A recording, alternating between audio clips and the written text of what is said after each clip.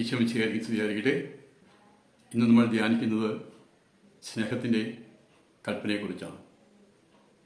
യോഹന്നാന്റെ സുവിശേഷം 13-ാം അധ്യായം 34-35 വാക്യങ്ങളിലാണ് ഇത് പ്രതിപാദിക്കുന്നത്.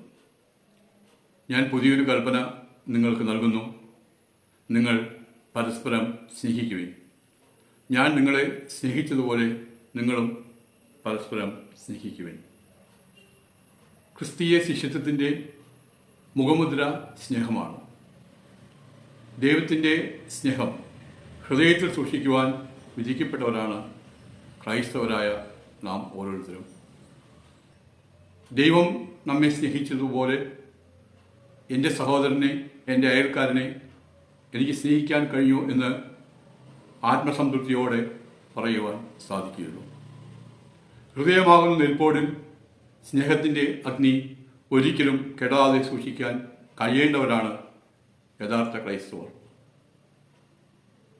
ആശയങ്ങളുടെ പേരിൽ, പാരമ്പര്യങ്ങളുടെ പേരിൽ സ്നേഹത്തിന് വിഘാതം നിൽക്കുന്ന, ഭിന്നിപ്പുണ്ടാക്കുന്ന എല്ലാ ചിന്തകളിൽ നിന്നും പ്രവൃത്തികളിൽ നിന്നും ഒഴിഞ്ഞു നിൽക്കേണ്ടവരാണ് ക്രൈസ്തവർ.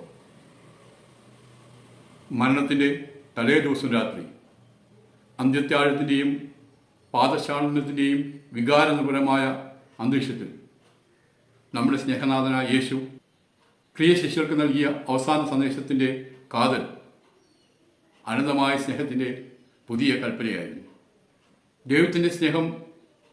ദൈവത്തിൻ്റെ അനന്തമായ സ്നേഹം ദൈവപുത്രനായ യേശുവിലൂടെ നാം അനുഭവിച്ചറിയുകയും ഓശാന വാരിയവരെയും ക്രൂശിക്കുക എന്ന് ആക്രോശിച്ചവരെയും ഒന്നുപോലെ സ്നേഹിച്ച ആ ക്രിസ്തുവിൻ്റെ സ്നേഹം, വഞ്ചനയുടെ ചുംബനം കൊണ്ട് ഉറ്റുകൊടുത്തവനെയും ബലഹീനതയാൽ തള്ളിപ്പറഞ്ഞവനെയും ഒന്നുപോലെ ഉൾക്കൊള്ളാൻ കഴിഞ്ഞ അവിടുത്തെ സ്നേഹം എത്രമാത്രം മഹത്തരമാണ്. ദൈവവചനത്തിലൂടെ, വിശുദ്ധ കുർബാനയിലൂടെ, കുദാശകളിലൂടെ നമ്മളെല്ലാം അത് അനുദിനം അനുഭവിച്ചറിയുന്നതാണ്. പക്ഷെ ആ ദൈവസ്നേഹത്തിൽ നിറഞ്ഞ് അത് മറ്റുള്ളവർക്ക് പകർന്നു നൽകുവാൻ നമുക്ക് സാധിക്കുന്നില്ല.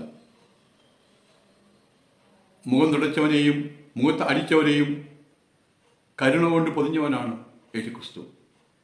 നമ്മുടെ ജീവിതത്തിൽ നമ്മളെ അവഹേളിക്കുന്നവരോട്, നമ്മെ അകറ്റി നിർത്തുന്നവരോട്, നമ്മെ വിമർശിക്കുന്നവരോട് നമ്മൾ കാണിക്കുന്ന സമീപനം എന്താണ്? യേശു സ്നേഹത്തിൻ്റെ ഗിരിശൃംഗത്തിൽ നിന്നുകൊണ്ട് മറ്റുള്ളവരെ സ്നേഹിക്കുവാനുള്ള ക്ഷണമാണ് യേശു നമുക്ക് നൽകുന്നത്. മറ്റുള്ളവർ നമ്മളോട് എങ്ങനെ പെരുമാറണമെന്ന് നാം ആഗ്രഹിക്കുന്നുവോ അതുപോലെ തന്നെ നമ്മൾ മറ്റുള്ളവരോട് പെരുമാറണമെന്നാണ് അവിടുന്ന് നമ്മളോട് ആവശ്യപ്പെടുന്നത്. സ്നേഹത്തിൻ്റെ സുവർണ്ണ നിയമമെന്നാണ് യേശുവിൻ്റെ ഈ വചനത്തെ പണ്ഡിതന്മാർ വിശേഷിപ്പിക്കുന്നത്. നാം പരസ്പരം സ്നേഹിക്കണമെന്ന് ആദ്യം മുതലേ കേട്ടിരിക്കുന്നുവെന്ന് യോഹന്നാൻ ശ്ലീഹ നമ്മളെ ഓർമ്മിപ്പിക്കുന്നു. സഹോദരനെ സ്നേഹിക്കുന്നവൻ മരണത്തിൽ നിന്നും ജീവനിലേക്ക് കടന്നിരിക്കുന്നു. സ്നേഹാനുഭവം ഉത്താന അനുഭവം തന്നെയാണ്. സ്നേഹമില്ലാത്ത ക്രൈസ്തവ ജീവിതം ശൂന്യമായ കല്ലറ പോലെയാണ്.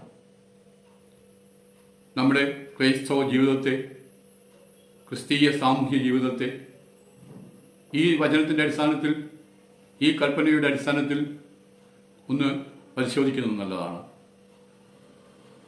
ക്രൈസ്തവരായ നമ്മുടെ ഓരോരുത്തരുടെയും ചിന്തകൾ, പ്രവൃത്തികൾ, തീരുമാനങ്ങൾ, നമ്മുടെ പ്രവൃത്തികളിലൂടെ സമൂഹത്തിൽ നമ്മൾ നൽകുന്ന സന്ദേശങ്ങൾ ക്രൈസ്തവ സ്നേഹത്തിന് അനുസൃതമാണോ?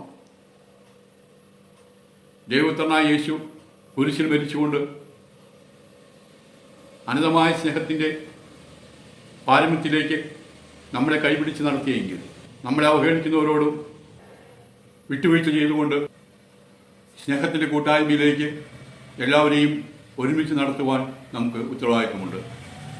ഈ ഉത്തരവാദിത്വം മറക്കാതെ സ്നേഹത്തിൻ്റെ പ്രവാചകരായി തീരാൻ നമുക്ക് സാധിക്കണം. ഫാദർ ഡാമിയനും മദർ തെരേസയും അങ്ങനെ അനേകം വിശുദ്ധാത്മാക്കളും പുണ്യാത്മാക്കളും നമ്മുടെ മുന്നിൽ നമുക്ക് കാണിച്ചു തന്നിട്ടുള്ള ജീവിത മാതൃക അതാണ്. നമ്മുടെ പിടിവാശികൾ ഉപേക്ഷിച്ചുകൊണ്ട് നമ്മുടെ നിർബന്ധ ബുദ്ധികൾ അവസാനിപ്പിച്ചുകൊണ്ട് ക്രിസ്തുവിൻ്റെ സ്നേഹം മറ്റുള്ളവർക്ക് പകർന്നു കൊടുക്കുമ്പോഴാണ് സഭയുടെ യഥാർത്ഥ സ്നേഹ ചൈതന്യം മറ്റുള്ളവർക്ക് നൽകാൻ നമുക്ക് സാധിക്കുകയുള്ളൂ. അങ്ങനെ ദൈവസ്നേഹത്തിൽ ജ്വലിച്ചുകൊണ്ട് നമുക്ക് ജീവിക്കാം. അതിനെ പരിശുദ്ധാത്മാവിൻ്റെ കൃപയ്ക്ക് വേണ്ടി പ്രാർത്ഥിക്കാം. സ്നേഹിച്ചോയെ, ഞങ്ങളുടെ ജീവിതത്തിലെ സ്നേഹത്തിന് വിരുദ്ധമായ എല്ലാ പ്രവൃത്തികളും, കൂട്ടായ്മയ്ക്ക് തടസ്സം നിൽക്കുന്ന എല്ലാ പ്രവൃത്തികളും ഉപേക്ഷിച്ചുകൊണ്ട് അങ്ങയുടെ വചനത്തിനനുസരിച്ച് ജീവിച്ചുകൊണ്ട് അങ്ങയുടെ സ്നേഹത്തിന് സാക്ഷികളാകുവാൻ വേണ്ട കൃപയ്ക്ക് വേണ്ടി ഞങ്ങൾ പ്രാർത്ഥിക്കുന്നു. യേശുവേ സ്തോത്രം, യേശുവേ നന്ദി, യേശു ആരാധന. Hallelujah, hallelujah. യേശുവേ സ്തോത്രം, യേശുവേ നന്ദി.